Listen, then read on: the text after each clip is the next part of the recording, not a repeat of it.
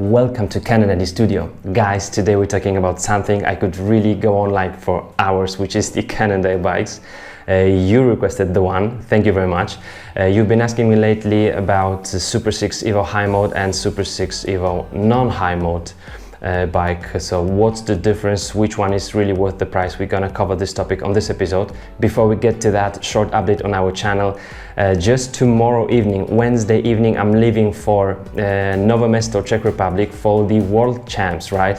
So a whole Thursday and Friday, guys, I'm gonna be testing those bikes for you. Cross, high bike, BMC, Canyon, Dema, Galaxy, Giant, Kona, Scott, Specialized, Trek, Ghost, Lapierre. So I'm just preparing my legs for like hard testing whole Thursday and Friday. And then of course Saturday, Sunday, they will be shooting off those races. So stay tuned with me. I'm hoping to be uploading at least some of the videos instantly through my hotel's Wi-Fi connection. I'm hoping it will be fast enough. So we'll just see, stay tuned, because there's gonna be coming many nice projects on our channel. Let's get to the Cannondale now. Cannondale road bikes have the Elite Road family, and here we can find the SuperSix EVO high mode, non-high mode, and then two aluminum bikes, which is Cat 12 and Cat 8. Before we even get to the details on those two bikes, in my opinion, from the marketing perspective, Cannondale should really use different names for those two bikes, because those aren't really like same bikes like from other brands, same design, same bicycles, but with different level of the carbon fiber modules. These are two completely different bikes. I mean, both for racing and both like versatile, light and stiff for climbing and descending, but really different designs. I'm gonna just show you that right now. This is how the EVO high mode range looks like. I do like the Cannondale website, it looks nice. It's quite informative. When you click on the bike, there will be some technologies that you can open up and read more. This is really nice, but still there are some things that are not that easy to find, and I've found those for you. So from among the SuperSix EVO high mode, I've chosen the cheapest one, which is the Ultegra model, $4,260, and great color. This is green and black. I love it. It comes also in blue. I don't like the blue that much. It looks like those older vintage road bikes, which I love, like Cat 4. But then we can also choose the Ultegra model from the SuperSix EVO non-high mode, and this one will be around $1,500 cheaper. I don't know why we don't have the price here, but when I went for the German bike store, online store, we pay 4,000 euros for the high mode bike and 2,700 euros for the non-high mode on similar components bike. So 1,300 euros will be around $1,500. So it's a lot of a difference. So why is it so? I'm gonna cover that.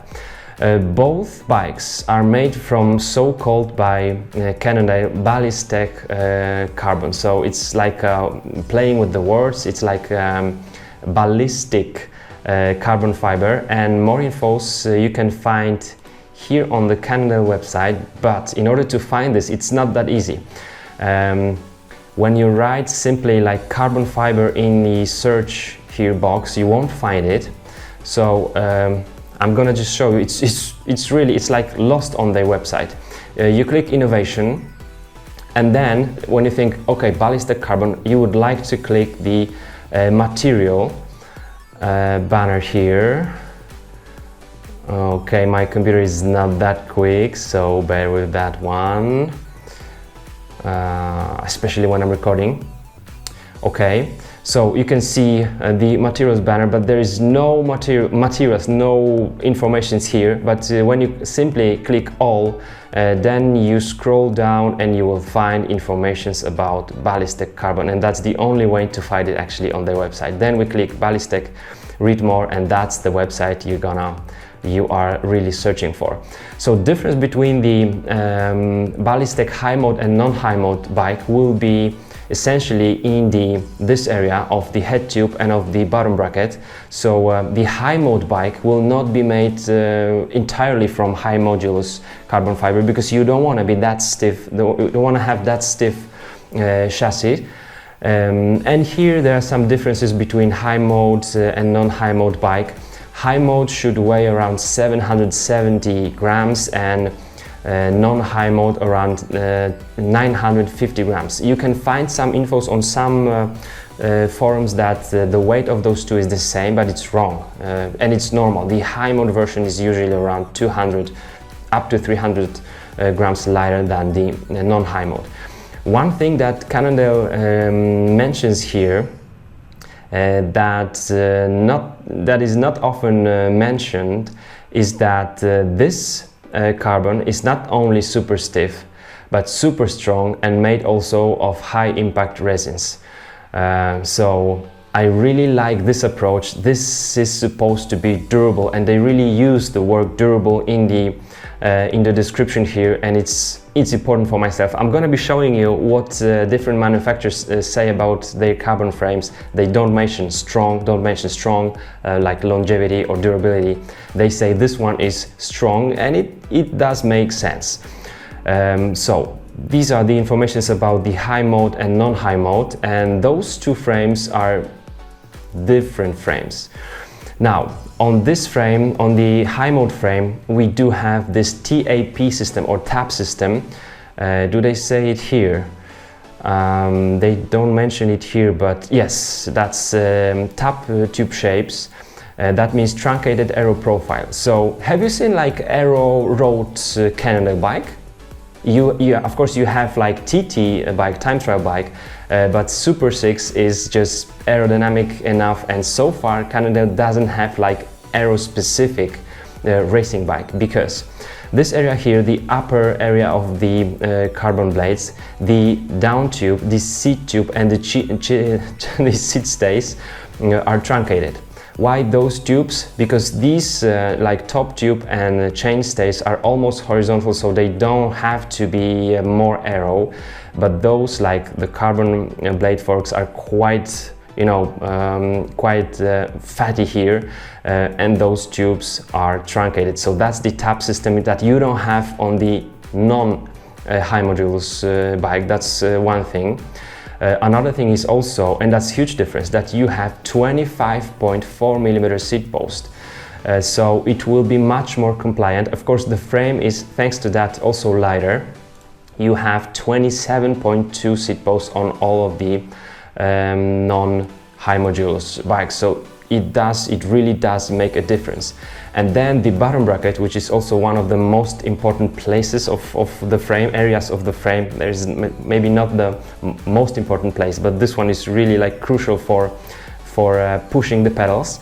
You've got here the BB30A bottom bracket, that's here.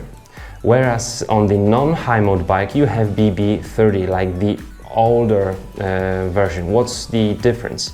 On BB30A you have also like 30mm spindle diameter, but here on the non-drive side, here this BB shell is wider. It's like 5mm wider than the BB30 non-A version, thus allowing for much more stiffness.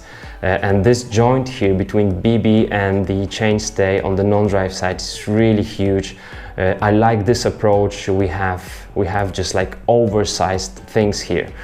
This one will be more aerodynamic, 200 grams lighter around. It will have also a different fork made of high modulus carbon fiber, and it will have 25.4 seat post.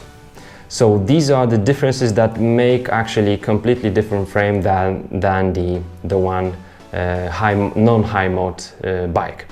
Now, which one should you choose? All right, we've got $1,500 cheaper bike here, but it has Ultegra components just as the high mode has, but doesn't have Mavic Serum. It will have Mavic Axiom wheels. So these are also a bit cheaper. Now, which one to go for? in my opinion, I would, if I was to choose the non-high mode version, I would even go for the cheaper one, because I don't like this red that much, and this black is cool, but when you look at the bike from the distance, you won't really notice whether it's Cannondale or not. But if you choose, for example, the 105 version, I like it. It looks nice.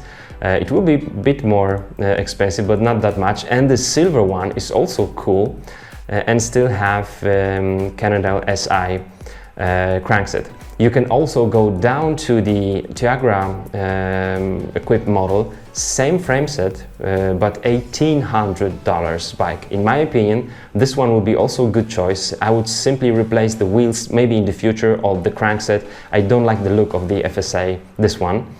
But really good quality for the money. Those bikes come with a lifetime warranty, so it's really cool stuff. But if you have the money, if you don't have to think so much about your wallet, I mean, this little thing, high mode with this aerodynamic, super compliant frame is really something cool. So it is much more expensive, but it's actually a different bike. So it's not only like high modulus version, it's different bike, and I don't know whether it's worth the price. For myself, like $5,000 for a bike is way too much for a bike. You can also think how often do you put like over 1000 watts to your pedals, so maybe you don't need that high modulus stiffness on the head tube and bottom bracket and still be super happy, really happy with this intermediate modulus carbon fiber. Also on this website, bike.24.com, this is the bike store, when you find this bike, you will find also some more information about the weight of the frame that we will not find on Cannondale site, and then you can compare those. So if I was to go for high mode, I would just simply choose the cheapest one and great colors. The other is blue. If I was to go for non-high mode, I would either choose the Tiagra or 105, maybe 105, but Tiagra is okay, and the frame set will be compliant and really nice Cannondale design. That's it. That's what I wanted to tell you guys. Let me know if you are having any of these bikes. What do you think about them? If you have further questions, as always, put them down there. I will see you soon, maybe today and tomorrow, and then from Thursday on, I'm hoping to be uploading from Czech Republic. See you soon. Bye bye.